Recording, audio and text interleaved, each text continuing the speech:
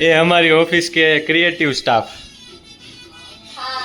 With good क्रिएटिविटीज। ये हमारा प्यारा सा भाई कलर करते हुए ये बहुत अच्छा काम कर रहा है यश।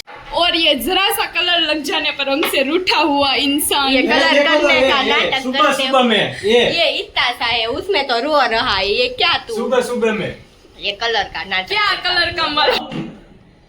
ये माउंट एवरेस्ट पर चढ़ती हुई हमारी असिस्टेंट मैनेजर साहिबा। साहिबा क्या भारी शब्दों का इस्तेमाल किया है।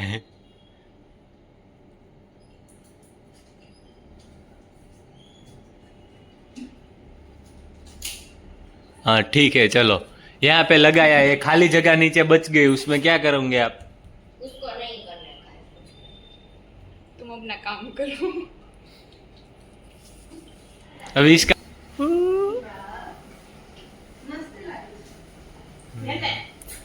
देखो लाइव रिएक्शन।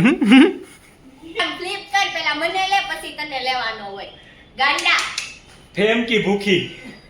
ये लो हो गया। फ्रेम तो बनने ये चाहिए देखो ना। मेरे को सैंपल के लिए दिया गया है, ऐसा ढूंढ के लाने का है मेरे को, ऐसा ऐसा ये ऐसा। लो। गाइस देखो क्या खूबसूरत रंगोली बनाई है, देखो। ये